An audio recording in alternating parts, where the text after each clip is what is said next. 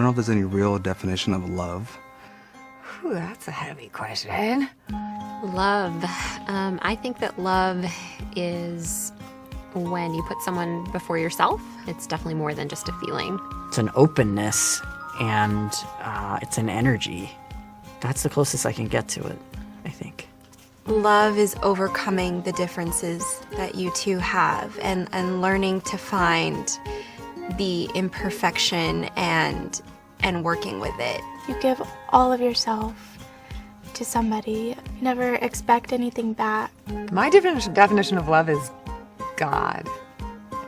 It is. I think that God is love, so love is God. Love is the innermost feeling one can present to another person who understands them. Being in love makes me feel better about myself. All of the good things that I know are already there just feel highlighted in me. Just makes me feel like I can face the world. Just pure happiness, and everything is right with the world. Nothing could go wrong. It's an out-of-body feeling. That excited feeling to see them come home or to see their face after a long time of not seeing them. Warm fuzzies, that little increase in the heart rate, that little tingling on the skin, and also at the same time, a real sense of groundedness. So it's like having this floor underneath me that's always there holding me up. It makes me feel expansive. It makes me feel like I can take on the world and I can accomplish my dreams. I can help other people accomplish their dreams. And you just become this better person, and you have that little hole in your heart that was missing, and now it's filled because you have love. When you care about someone more than you care about yourself, and you would do anything for that person. To me, love is a feeling of winning. When you're winning, you're happy, you're free, you're honest, and it's a way of showing your light that you are the best Yung mga kaibigan ko, interview ko pa po sila. Kaya nag-busy ako ngayong linggo. So, love, pag-uusapan natin yung pagmamahalan. Nakakakilig, di ba? Sino yung mga kabataan pa dito? Yung gustong maging bata pa. So, ngayon pag-uusapan natin yung pagmamahal ng Diyos, His love. Hindi yung love ng katabi mo, hindi love ng boyfriend mo ngayon, but His love. His love. Napansin nyo, ang definition ng love ng mga kaibigan ko kanina doon. Ang love daw is about an emotion. Emotions. Nagpo-fulfill ng happiness, nagda-drive ng malungkot na mga bagay. Napansin nyo? Ang definition ng love is lahat ng gagaling sa puso. Definition daw ng love, yun yung pag nasaktan ka, iiyak ka. Yung love daw, yun yung pag nag-break kayo ng boyfriend mo, ng girlfriend mo, magdadrama ka sa isang tabi. That's love, yun ang sabi nila. But, meron nga daw, sabi, love is blind. Love is a mystery. Love is sa mga kabataan lang. But ngayon, ang gagawin natin, ang love, itatransform natin as a verb. Nung high school ako, yan ang favorite subject ko favorite subject namin sa school, English. Part yan ng 8 parts of speech, verb, yung pangatlo. Verb is an action word. So ngayon, ang gagawin natin, ang love, itatransform natin siya ng action. Yes? Ready na kayo? Ready na kayo? So, hindi pa kayo ready. On First John 3:18. Sabi doon, Dear children, let us not love with words or speech, but with actions and in truth. Tulad ng sinasabi ko, may mga kabataan kasi na pag sinabi nilang mahal nila ang isang tao, lahat ng gagaling sa bibig. Tama ba mga kabataan? Yung mga mukha nila, ba't ako tinitira na itong ano? Sino ba itong nagsasalita na to?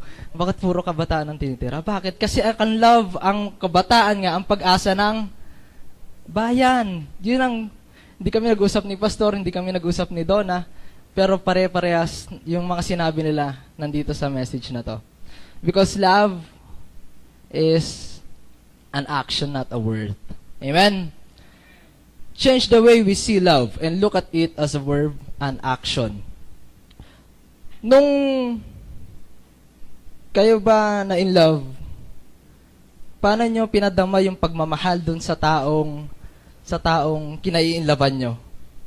Yung tipong nagbablush pa yung mga chicks nyo. Paano? Sinasabi niya, all out, sabi ni sister. Parang in love si sister dati. No? So, on John 4:16, sabi ng isang kaibigan ko kanina doon, yung blondie ang buhok. And so we know that we should rely on the love God has for us. God is love. And love is God. Amen? Amen? In love ba kayo ngayon kay God? Ba't ang lungkot nyo? Ngitian mo yung katabi mo. Sabi mo, I love you with the love of the Lord. Ba't ka malulungkot? Amen? God is love. Therefore, sabi sa 1 Corinthians 13:4-7. Ito, favorite ng mga mga Kristiyanong nanchichicks. Love is patient, love is kind, it does not envy. Sabihin nyo nga kung basahin to. 1, 2, 3. Love is patient, love is kind, it does not envy, it does not boast, it is not proud, it does not dishonor others, it is not self-seeking, it is not easily angered, it keeps no records of wrongs. Verse 6, love does not delight in evil, but rejoices with the truth. It always protects, always trusts, always hopes, and always perseveres. Nakakakilig. Amen? Ang love daw, grabe yung pasensya, hindi nagyayabang, hindi mapagmataas, hindi dinidishonor yung iba. So, ibig sabihin, ang love, hindi siya self-centered. Tama, ang love para sa lahat. So, tulad ng sinabi sa 1 John 4:16, God is love. Therefore, God is patient, God is kind, God doesn't envy, He doesn't boast. Amen? So, si God daw, yung love. Pero teka, yung patient, yung pagiging patient, yung pagiging kind, yung mga nakalagay na yan, emotions yan, di ba? Attitude. Paano mo sinabi aga ngayon, nagagawin natin action, ang love? Paano? Yung ginagawa ko tong message na to, yan, napansin nyo lagi pag nagpe-preach ako, lagi kong sinasabi yung history ng paggawa ng message na to. Nung ginagawa ko tong message na to, sabi ko, Lord, gusto ko maging kakaiba naman yung sasabihin mong love sa kanila. Hindi yung love na nag-sacrifice ka lang dun sa cross, hindi yung love na namatay ka lang dun sa cross, but yung love na nararamdaman namin in present time. So Lord, yung gusto kong iparating sa kanilang love. Pero Lord, paano ko gagawin? Ang alam ko lang na love na madaling i-define is sa emotions. Yun lang ang pinakamadali, kahit 5 minutes kaya kong gumawa ng message. Basta out of emotions. Pero sabi ni Lord, sige, gawin natin. So, ito. God made love in a verb form for you through whom? Jesus Christ. So sabi niya, ito na yung hinihingi mong, gusto mong gawing outline. Ginawa ko ang love na action through Christ. Paano paano naging action? May idea ba kayo? Bakit naging action? Because, nung ginawa niya ang tao, ang ginawa niya, word, by words, di ba? By commands. Ibig sabihin, pag sinabi niya yung words na yon, may love. Tama? May love yung paggawa niya sa'yo, may love yung pagpapadala niya dito kay Jesus Christ. So, naging action ang love. Amen? Naramdaman niyo ba? Para tayo nasa school. Masyadong malalim. On John 10:10, verse 10, the enemy comes to steal, kill, and destroy. But Jesus, I have come that they may have life and have it to the full. That is love. Amen? Ba't parang gulong-gulo kayo ngayon? Tinignan ko yung mga mata. In love ba kayo ngayon? Gusto nyo ba mas ma-in love pa? Point number 1. His love is a hope. So, His love is a hope, pag-asa. Nung kayo nanliligaw, pag sinabi nyo sa babae na, hey, hi, may pagtingin ako sa'yo. Pagtingin ako sa'yo. Nagkakaroon ng pag-asa. 'Di ba? Yung love na akala mo sa'yo lang, na si Billy napapangiti ngayon, mga kinikilig. Yung love na dati nasa loob mo lang, na iniisip mo lang, ay crush ko tong ano na to, itong babae na to, itong maliit, yung ganito, mahaba buhok. Ay, matangkad, mahaba buhok, maputi, maitim, crush ko tong babae na to. Pero nasa isip mo lang. Pero nung sinabi mo na sa babae, crush kita. Hi, crush kita. Pag napangiti mo siya, pag gumiti na siyang ganyan, ngiti kayo. Yan, nagkakaroon ng hope. 'Di ba? Parang pag hindi ka nginitan, ay yun na, go ho ang mundo. Iba na lang. 'Di ba? Pero pag ginitan ka, nagkakaroon ng hope. May pag-asa. Ibig sabihin, pag nagkaroon ng hope, meron ng love. Kahit 2%. Yung sa mga magtotropa nga, sa mga magkakaibigan. Pre, crush ka ba talaga nung babae na yan? Mga biruan. Crush ka ba talaga nung babae na yan? Oo, Brad. Paano ka nakakasigurado? Hinitian niya ako eh. Love niya ako kahit 2% lang. Love niya ako, alam ko. Di ba? Nabubuo yung hope na dati wala ka. And by giving hope, it means there is love. Ang tanong, are you a hope giver? Di ba? Kala nyo, ine-expect nyo, tayo lang ang mamahalin. Pero ang love, hope giver siya. It's like what Jesus did on the cross. Diba? Because of His love, because of His care for you, nagkaroon ka ng pag-asa. Amen? That's love. Are you a hope giver? Sagutin nyo nga sa sarili nyo, hope giver ba ako sa mga kaibigan ko? Nagbibigay ba ako pag-asa sa mga classmate ko na walang masagot sa exam? Nagbibigay ba ako ng pag-asa sa mga taong nawawalan na ng pag-asa?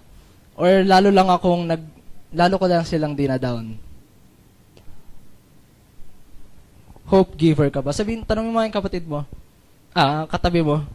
Kapatid mo. That's love. You are family here, di ba? Amen? Tanongin mo yung kapatid mo. Katabi nyo.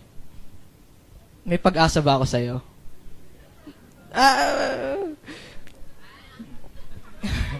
Sabi sa Matthew 5, sayang, joke lang pala yung pagtatanong niya. Sabi sa Matthew 5:14, sa inyo mga Bible nyo, Matthew 5:14, NIV version, you are the light of the world, like a city on a hilltop that cannot be hidden. Ganyan din ang love dapat. Pag sinabi mong love kita, di mo na matago yan. It's like hope.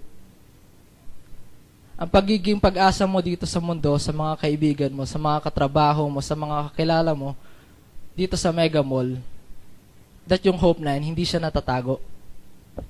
Yung kahit anong tago mo, kahit nasaan kang cabinet ka nagtago, amoy na amoy pa rin yung pagiging pag-asa mo dito sa Pilipinas. Amen? Just like what Jesus did, again. Pansin nyo, sa Bible, ang lagi doon sinasabi, pag nagpipreach si Jesus, laging maraming tao. Pansin nyo, ang dami laging crowd.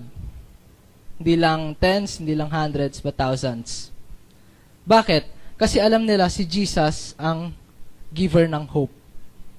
So kahit hindi niya i-announce, kahit hindi niya i-tweet, kahit hindi niya i-status sa Facebook, alam ng mga tao kung nasaan siya. Amoy na amoy nila yung hope na na kay Jesus Christ. So kailangan magkaroon din tayo ng ganung hope. Na kahit saan tayo nagtatago, kaya mo pa rin magbigay ng hope sa mga taong nakapaligid sa'yo. Amen? Amen. Parang kayo nawawala ng pag-asa. Amen? His love never ceases. His love. Walang katapusan. Bibigay ko sa iyo ang bituin, ang buwan, mapasa akin ka lang. Mamahalin kita ng walang hanggan. Ay, sus! Mga pangako. Love more even if it hurts. His love never gives up. It never stops. So kung merong kanta niyan hindi nyo ako papakantahin. Di ba? His love never gives up. Kahit anong gawin mo, kahit anong kalokohan na gawin mo, kahit anong pagtatanggi mo sa Kanya, His love never gives up. Never stops. Di ba? Just like hope. Kahit anong gawin mo, may pag-asa ka pa rin mahalin ng Diyos. Amen? Kasi minsan iniisip mo, Lord, paano na to? Hindi na kita maramdaman, hindi ko na maramdaman yung presensya mo. Asan yung mga blessings mo? Diba, iniisip natin na ganun, Lord, wala na akong pag-asa. Pero lagi sinasabi ni Jesus, my love never stops, never gives up. On Lamentations 3:22-23, ESV version. Kanta rin to Yan, kakanta ko. The steadfast love of the Lord never ceases. His mercies never come to an end. They are new every morning. Great is your faithfulness. So it faithfully keeps no records of wrongs. Hindi yan tulad ng test paper mo na pag may mali kang nasulat doon at buburahin mo, makikita ng teacher mo yung pangalan ng pinagkopyahan mo.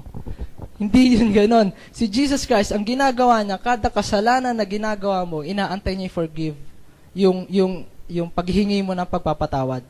At kayang-kaya niyang burahin yung kasalanan mo na yan. Amen?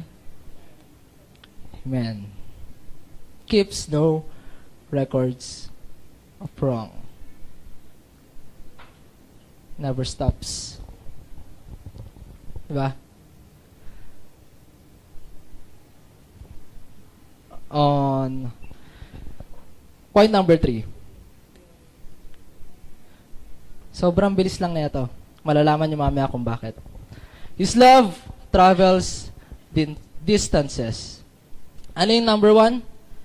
Love is a hope. Number 2, His love never ceases. Itong number 3, His love travels distances. Ang sabi dati, ang approach ko dati sa cross, is yung pagmamahal daw ni Jesus, lagi nakafocus dun sa cross, sa ginawa niya sa cross. Pero sabi ko, Lord, gusto ko ulit ng ibang perspective naman. So nagpray ako na nagpray. Pinakita niya sa akin na yung naglalakad siya, dala-dala yung cross. Hindi natin napapansin masyado, no? Yung love, yung habang naglalakad pa lang siya, doon ini-spell out niya na yung pangalan mo sa floor. Andun na yung love niya. Habang binibitbit niya yung cross, habang pinapahirapan siya, nandun na yung love. It travels distances. On Matthew 28:20, and surely I am with you always to the very end of the age. So kahit dalawa na yung citizenship mo, senior citizen, tsaka Filipino citizen, mahal ka pa rin ni Lord. Kahit yung baby nasa tiyan mo pa lang, is mahal na yan ni Lord. So wala siyang binibigay na gap, wala siyang binibigay na distances kung gaano lang kahaba yung pagmamahal ko sa'yo. As long as you love Him, kahit hindi mo siya mahal, mamahalin ka pa rin niya. Amen? It's the love of God. You know what?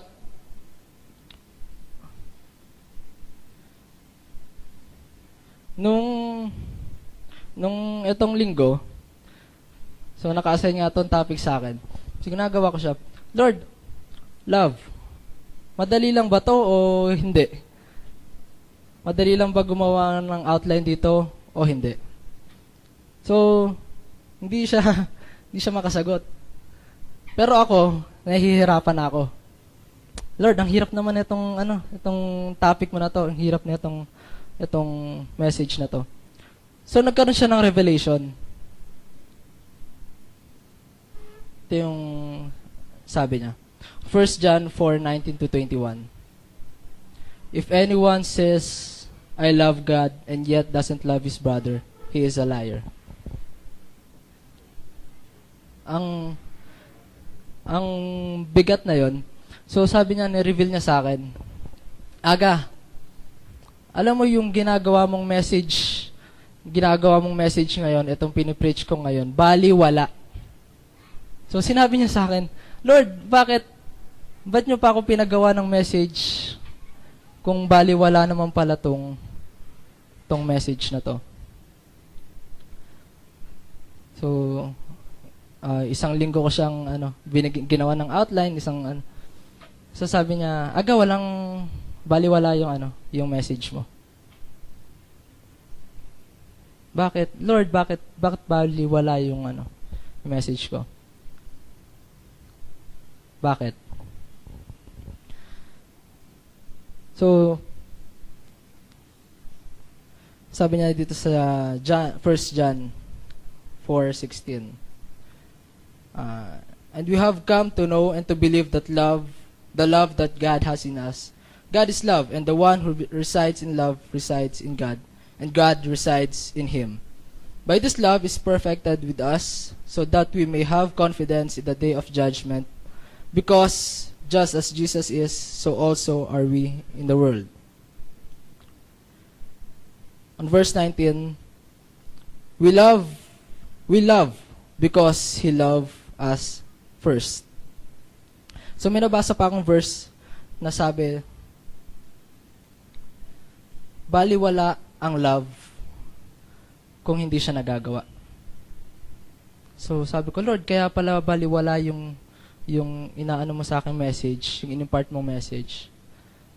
Kasi kailangan gawin ng congregation kung ano yung gusto mong love. Sabi ko na naguluhan din ako, Lord, ano ba ang kailangan namin gawin? So, na-reveal niya sa akin, ito gawin nyo. Mag-groupings tayo. Gusto ni Lord gawin niya is, sabihin nyo kung paano mo naramdaman yung pagmamahal niya sa'yo.